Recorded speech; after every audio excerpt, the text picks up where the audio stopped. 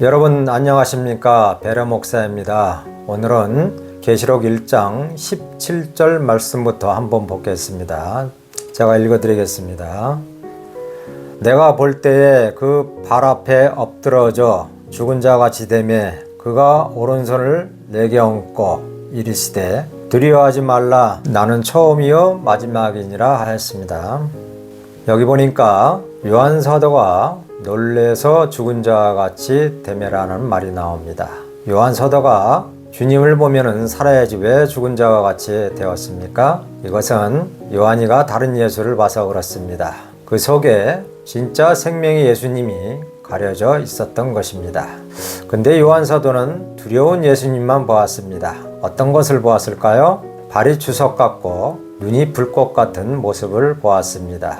불꽃 같다는 것은 진리의 눈이라는 것이고요. 주석이라는 것은 단단하다, 즉 믿음이 굳세다, 변함이 없다, 흔들림이 없다라는 뜻입니다.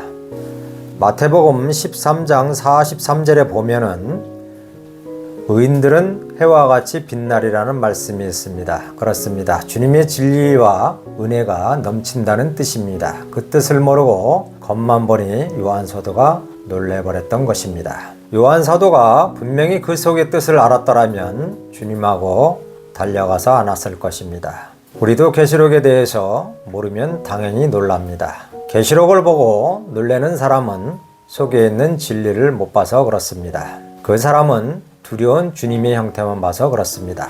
요한 사도가 깨닫고 보니 두려운 것이 아니었습니다. 1장 14절부터 15절 말씀을 보겠습니다.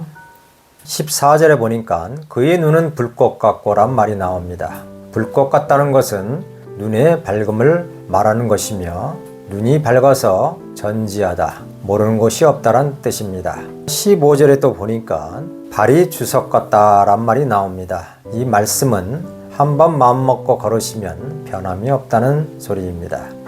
우리 몸을 지탱하는 것은 다리입니다. 또한 주님을 지탱하는 것은 다리입니다. 이것을 주석이라고 하는 것입니다. 주석이란 변하지 않는 새이며 녹이 안 쓰는 것입니다. 그것도 불에 단련했다는 것입니다. 예수님의 말씀은 영원히 변하지 않는다는 것입니다. 이렇게 이해하시면 될 것 같습니다. 다시 18절 말씀을 보겠습니다. 내가 전에 죽었노라 볼지어다 이제 세세토록 살아있어 사망과 음부의 열쇠를 가졌느니라. 여기 사망과 음부라는 말이 나옵니다. 사망은 지금 죽은 상태를 말하는 것이며 음부는 사망의 결과에 따라서 지옥 가는 상태를 말하는 것입니다. 그러므로 둘이 하나라고 생각하시면 됩니다. 내가 괴로워하고 있으면 사망이고요. 그 영혼이 지옥 가는 것을 음부라고 합니다. 여기 또 보니 열쇠란 말이 나옵니다. 근데 천국 열쇠는 없고 사망의 열쇠만 나옵니다. 죽을 사람에게는, 즉 지옥 갈 사람에게는 천국 열쇠가 없다라는 것입니다. 왜냐면요, 천국 열쇠가 있으면 아무나 다 열어버리기 때문에 당연히 없는 것이 맞습니다. 지옥 간 나를 천국으로 옮기고 싶어도 천국 열쇠가 없어서 못 여는 것입니다. 천국 열쇠란 요한복음 3장 5절 말씀대로 성령으로 거듭나지 아니하면 하나님의 나라에 갈 수 없다라고 예수님이 못을 박았습니다. 이것이 곧 천국 열쇠입니다. 하늘나라는 예수님의 성품으로 새로 지어지지 않으면 못 가는 세계라는 것입니다. 주여 주여만 해가지고는 안 된다는 것입니다. 구원의 단계가 5단계가 있습니다. 믿고 거듭나고 성령의 인도를 받고 진리대로 살고 끝까지 견디는 것입니다. 계시록이라는 책은 알면 쉽고 모르면 어려운 책이라고 할 수 있겠습니다. 창세기서부터 유다서까지는 나무라 할 수 있고요. 나무와 열매는 엄청 틀립니다. 성경 문자가 나무인데 나무는 우리가 수십 년 동안 봤지만 열매는 여러분들이 볼 수가 없었습니다. 계시록은 열매를 써놓은 것입니다. 그래서 어렵고 이해가 안 가는 것입니다. 2장을 한번 보겠습니다. 1절에서 2절 말씀을 보면은 에베소 교회는 7가지를 잘했습니다. 첫 번째로 네 행위도 알고, 두 번째로 수고도 알고, 세 번째로 인내도 알고, 네 번째로 악한 자를 용납하지 않는 것과, 다섯 번째로 자칭 사도라는 자를 시험해보고, 그리고 여섯 번째로 나를 위하여 견디고, 그리고 일곱 번째로 나를 위하여 게으르지 않았다라고 하였습니다. 일곱 개를 칭찬하고 일곱 개가 아무 문제가 없다고 칭찬하였습니다. 근데 하나가 문제였습니다. 바로 첫사랑을 버렸다는 것입니다. 여기서 말하는 사랑은 사람의 사랑을 말하는 것이 아닙니다. 주님의 첫사랑을 잊었다가 아니고 버렸다는 것입니다. 첫사랑이 뭘까요? 하는 분도 있을 것입니다. 2장 4절에 말하는 첫사랑이란 예수님의 성품을 가리키는 소리입니다. 처음부터 강연을 들은 분들은 첫사랑을 아실 겁니다. 주님의 성품 중에 제일 먼저 나오는 것이 사랑입니다. 진리, 거룩, 공의, 영광, 영원, 영생이 있다고 하였습니다.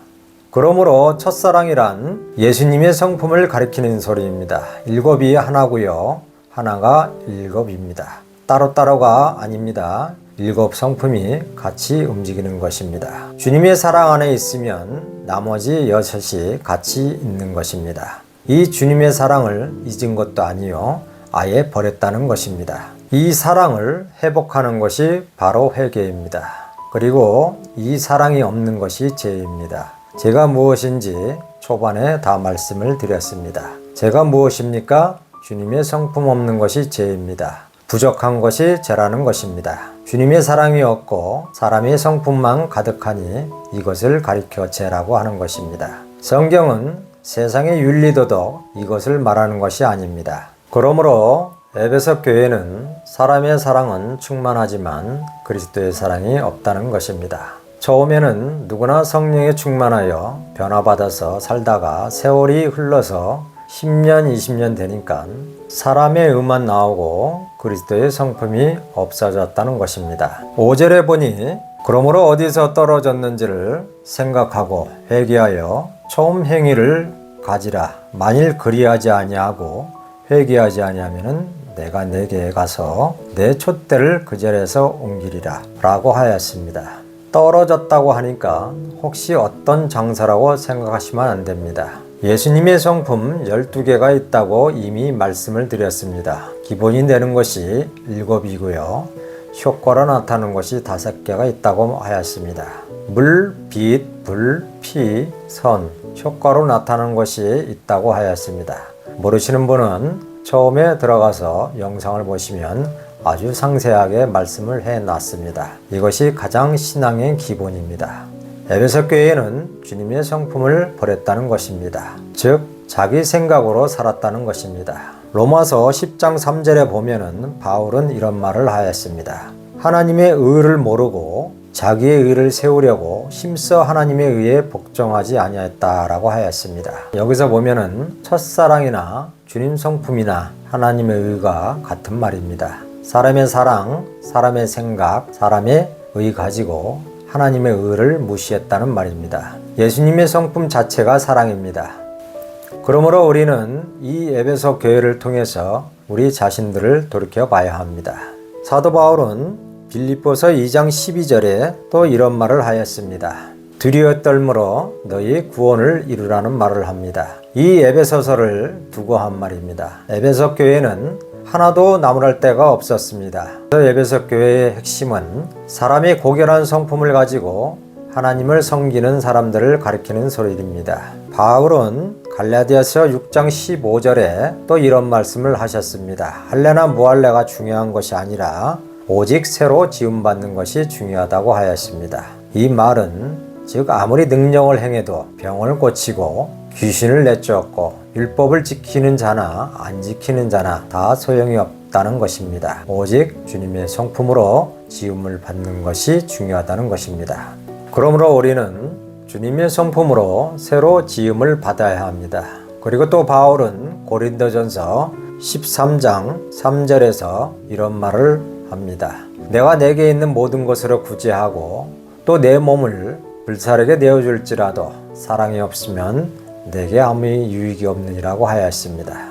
자기의 모든 것을 털어서 가난한 사람에게 주고 자기의 몸을 던져 시상했다면 인간의 사랑으로선 최고의 사랑이 아니겠습니까? 근데 여기서는 사랑이 없으면 유익이 없다는 것입니다. 여기서 말하는 사랑은 그리스도의 성품을 가리키는 말입니다. 이 세상에는 그리스도의 성품이 없고도 사람이 자기 재산을 가지고 얼마든지 가난한 사람들을 구제할 수가 있습니다. 자기 몸을 내어주고 희생할 수가 있습니다. 사람이 의라는 것이 자기 생각을 가지고 사는 것을 말합니다.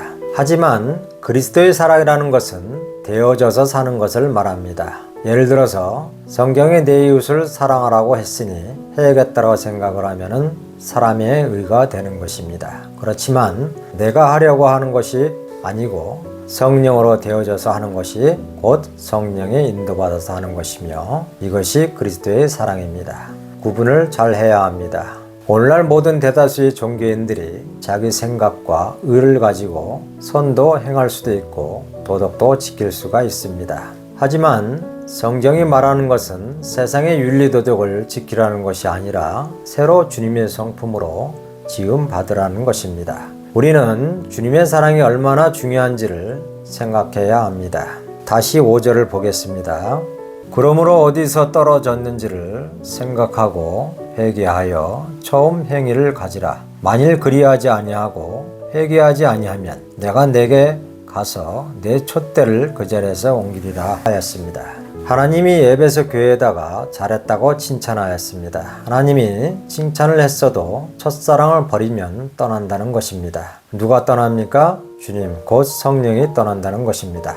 7교회를 보면은 다 장점이 있습니다. 그리고 주님이 칭찬을 합니다. 7교회가 이것저것 잘한 것이 있더라도 첫사랑을 붙잡아야 한다는 것입니다. 그러지 아니하면 촛대를 옮긴다는 것입니다. 주님이 떠난다는 소리입니다. 이 구절에서의 핵심은 우리의 육신의 일에 너무 힘쓰지 말라는 소리이며 우리 안에 그리스도의 영, 사랑, 즉 성품이 내 안에 거한다면 이 영이 사후에 부활되는 것이지 7개의 사람의 능력과 지혜와 윤리도덕 잘 지킨다고 부활되는 것이 아니라는 소리입니다. 이 7교회는 우리의 인간이 살아가는데 신앙의 단면적인 모습을 보여주는 것입니다. 예를 들어서 바보가 악한 자를 용납 못합니다. 하지만 그 안에 그리스도의 영만 있으면 부활이 된다는 소리입니다. 그리고 몸이 아픈 사람이 예수님을 믿는데 은혜는 충만하지만 몸이 아파서 열심을 낼 수가 없습니다. 그래도 그리스도의 영으로 구원이 된다는 것입니다. 열심을 안 냈다고 못 받는 것이 아닙니다. 이 7교회를 다 합해도 주님의 첫사랑만 못한 것입니다. 우리는 하나님의 말씀을 깊이 생각해야 합니다. 성경에 써져 있는 것을 우리가 해야겠다는 생각을 버려야 합니다. 왜냐면요, 우리 인간은 성령께서 이루어지지 않는 이상 한 구절도 순종할 수 없기 때문입니다. 주님의 사랑, 즉 성품 안에 있으면 각 사람이 상황에 따라서 어떤 사람에게는 절로 이루어지고 어떤 사람에게는 안 이루어지기도 합니다. 예를 들어서 악한 자를 용납하는 것도 어린아이나 장애는 할 수가 없습니다. 그래도 어린아이나 장애자라도 그 안에 그리스도의 사랑이 있으면 영생을 얻을 수 있는 것입니다. 여기서 사랑을 그리스도의 성품으로 알면 되는 것입니다. 이것을 성경에서는 생명이라고 하는 것입니다. 다시 비유를 들겠습니다. 계란이 있습니다. 그리고 유정란과 무정란이 있습니다. 유정란이 그리스도의 생명입니다. 그리스도의 생명이나 그리스도의 사랑이나 그리스도 성품이 다 같은 말입니다. 아무리 하늘을 오르락 내리락 하여도 아무리 큰 능력을 행해도 아무것도 아니며 오직 주님의 성품으로 새로 지음받는 것이 중요합니다. 그리스도의 성품이 있는 것이 지음을 받는 것입니다.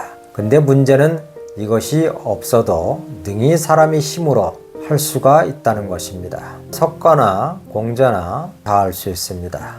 마태복음 24장 41절 말씀을 보면은 이런 말씀을 하셨습니다. 두 여자가 맷돌질을 하고 있음에 한 사람은 데려감을 당하고 한 사람을 버려둠을 당할 것이니라 하였습니다.